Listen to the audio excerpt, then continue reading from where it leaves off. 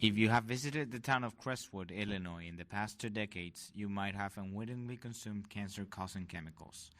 That is because of this man, Mayor Strangsack. As one Chicago Tribune reporter put it, everyone who worked in Crestwood knew you didn't question Mayor Chester Strangsack when he gave an order. So for more than 20 years, Mayor Strangsack and other town employees secretly augmented the town's water supply with water drawn from a well contaminated by a dry cleaning facility with perchloroethylene or PERC. The money saved by substituting the clean water of Lake Michigan with contaminated well water helped Crestwood give a property tax rebate and earn national reputation as one of the best-run towns in America. But a single mother of 3 children who developed rare forms of cancer knew something was wrong. That's how Tricia Cross, now 51, became a researcher, citizen activist, and whistleblower. Eventually, the lies caught up with the town officials when the State of Illinois Environmental Protection Agency, or EPA, forced mandatory inspection of all the emergency wells in the state in 2007. But it wasn't until April 2009 that word got out to the public when Chicago Tribune reporter Michael Hawthorne wrote an article in which he stated that the city had been using a well with contaminated water with toxic chemicals for more than 20 years. The whistleblowers, 2 citizens, Tricia Cross and Tim Janesic, who had been fighting to bring justice into town for several years, had finally achieved recognition. Here's the timeline of events that took place in Crestwood since the contaminated water started being supplied to the public in 1985. As it can be seen, from 1985 to 2007, the contaminated water was supplied to the citizens of Crestwood without their knowledge. Finally, in 2008, the word got out to the public, and in 2010, it was proved that there was a correlation between contaminated water and cancer disease in the village. Okay, let's go back on time. The water collected in 1985 by Illinois EPA indicated a concentration of 2.8 ppb of DCE in the public water supply well. In order to have an idea, 1 ppb is approximately equivalent to 1 drop in a swimming pool. But why are we speaking about this compound? DCE is an organochloride with this molecular formula. It is a colorless liquid with a sharp odor. It is considered a potential occupational carcinogen with huge health effects on the central nervous system. Some symptoms are sedation, spasm, and unconsciousness. Was this concentration of contaminants violating the public drinking water standards? Actually, the maximum contaminant levels, MCLs, allowable in public drinking water supplies established by the Safe Drinking Water Act are below the allowable limit of 7 ppb for DCE and 100 ppb for the second compound. Then you are asking, where is the problem? The problem remains in the breaking down of DCE and PCE in the environment, becoming vinyl chloride, and the U.S. Environmental Protection Agency says that vinyl chloride is not safe to consume at any level. Were Crestwood allowed to continue using the well? Crestwood was informed of this contamination and was required to conduct quaternary monitoring for volatile organic chemicals, mainly these 2 compounds we were speaking about. The results obtained were 4 ppb of trans DCE in August 1986, and the confirmation sample taken in November of the same year indicated 5 ppb. The routine sampling schedule of the public water supply well was stopped because Crestwood officials indicated that the well was to be used only for emergency backup. Instead, they purchased the Lake Michigan water as their drinking water supply. Then, which is the problem if they were supposed not to use the well?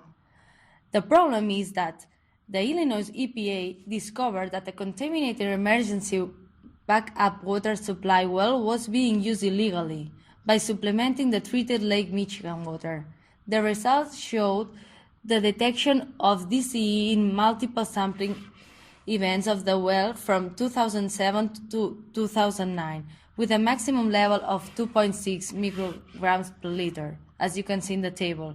In addition, the 2007 to 2009 sampling also identified the presence of vinyl chloride. Which is the origin of these chemicals? Well, the different soil samples taken show that the chemical contamination was the highest at the location GP6, as you can see in the map, directly behind the Playfield Cleaners facility. The analysis detected the presence of the primary dry cleaning solvents. As there is no available data about the contaminants of well 1, a bedrock monitoring well was installed at the location midway between the dry cleaning facility and well 1. Samples from the bedrock monitoring well detected the same contaminants found in well 1, including vinyl chloride. Only data from October 2007 is available, where the highest level of vinyl chloride detected in Crestwood Well 1 is registered, which was 5.4 ppb, exceeding the cancer-based screening criteria and the maximum level. Concentration of vinyl chloride that people were exposed while they were drinking water was sampled, but we have no any type of data from VOC sampling prior 1985. It is not known when the well was first impacted by the groundwater contamination. Moreover, no available information about the testing as the final drinking water was found. Therefore, some calculations have been performed. Illinois EPA review suggests that the blending rate over time was less than 10% of Crestwood Well 1 water and greater than 90% from the water provided by Lake Michigan. Based on available information, the maximum blending rate of well 1 used was 20% over short periods. Then, making some calculations, we can estimate a concentration of vinyl chloride in the final drinking water around 1 microgram per liter. No need to mention that the well was sealed and Crestwood has been supplying only treated Lake Michigan water to its residents since November 2007. The consequences: health problems, cancer. The consequences of this negligence can be observed in the same diagram.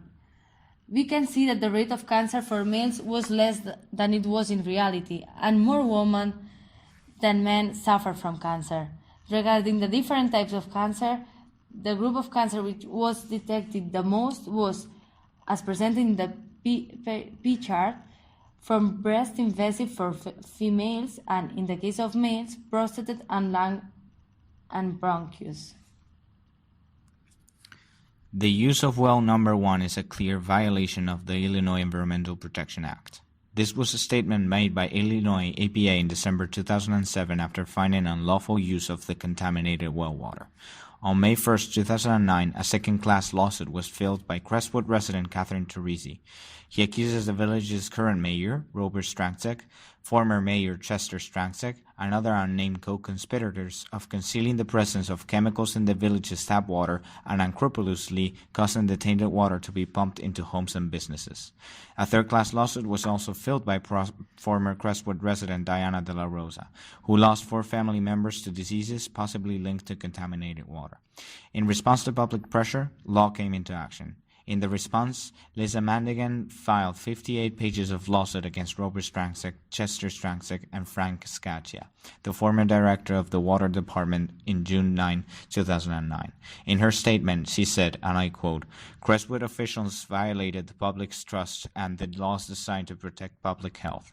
Through this lawsuit, we're seeking to hold these officials accountable for their conduct and to make sure that this does not happen again in Illinois." That was the basis of House Bill 4021, which amends the Illinois Right to Know law. Madiagan and Governor Quinn with Illinois Environmental Protection Agency drafted this House bill in 2010. The main points of the bill are: passed by Illinois General Assembly and Illinois Senate, addition of specific notice and requirements to existing right-to-know provisions in Illinois law, notice in public about the risk of contaminants and dangers of transferring vapors of hazardous contaminants from soil and underground water into buildings. Noticing is also required when the EPA discovers groundwater contamination will cause threat to public drinking water supplies. If EPA forwards water supply matter to Illinois Attorney General Office for implementation of actions. If EPA issues a CO order. Documentation management by owners or operators of 10 years, which includes billing records and documents of purchase of water from other water suppliers. In a statement from Illinois' Attorney General office, it was documented that, and I quote, "We need to make sure that what happened of Crestwood residents never happens again in Illinois. The law needed to be strengthened to protect public safety and to restore the public's trust. The state EPA, because of the Crestwood issue, is changing one aspect of its water testing.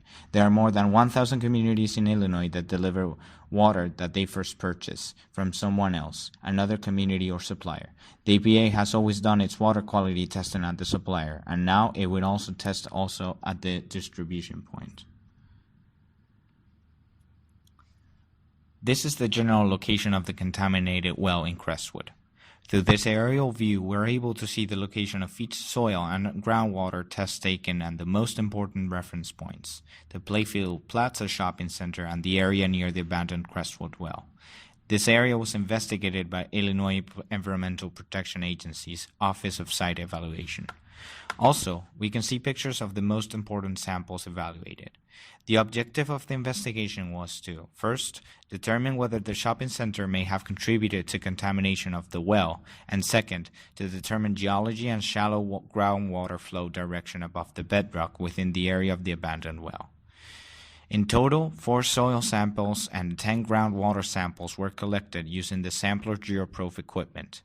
Here we can see the real equipment used and a schematic view of this instrument. Both soil and water samples were analyzed using a photoionization detector, or PID. Also, purge and trap gas chromatography and mass spectrometry were used to evaluate any presence of volatile organic compounds. On the other hand, the soil samples were analyzed first through a visual inspection looking for any staining or other potential signs of contamination, and second, using X-ray fluorescence, a spectrum analyzer to detect any lead components. The EPA used their own developed and approved methods to take samples. Most of these methods are published in the Code of Federal Regulation and were created according to the Performance-Based Measurement System, or PBMS. This system consists of a one-size-fits-all approach to reduce costs and develop new technologies, but proved to be inflexible and ineffective when approaching different problems, thus being changed in 2008. This is, after the tests were done in Crestwood. Also, the agency underwent in 2009 a review of its methods for detection and quantitation, and its conclusion was that a single process did not meet the diverse needs of all programs. The reports also show the measurements of lead made by X-ray fluorescence in 5 sites since local citizens were concerned that lead-based paints used for maintenance of the tower may be present in the shallow soil beneath it. This is a sample of one boring log obtained from well named GP5, which resulted positive for volatile organic compounds, together with other 2, GP8 and GP9. These results are summarized in this image, where it is possible to see that testing points are all situated near the shopping center. The scandal of Crestwood not only culminated with terrifying health problems as mentioned and demonstrated with the figures before, it also led the population with an emptiness in authorities' reliance. In that point, we can emphasize the importance of process analytics and monitoring, as all this human catastrophe could have been avoided. Looking back to the earliest stages of Crestwood contamination, we can definitely say that good practice were not applied. With this, we not only mean the frequency in sampling, which was interrupted, but mainly in the misinterpretation of the experimental data gathered from the analysis. Collection of information was interrupted because of using another source, in that case Michigan Lake, and the interpretation of the data was not enough accurate as the transformation of the compounds to vinyl chloride was not taken into account. At this stage, when neither the legislation was respected, it is impossible to think that the so-called license to operate was met, as there was no transparency of the issue and authorities only were motivated for an economical reason, lowering the costs. This is all from our side. We just wanted to highlight the importance that monitoring had in that catastrophe and how necessary the good practices are in any process in order to guarantee a good quality, not only for the product, also for life. Thank you for your attention.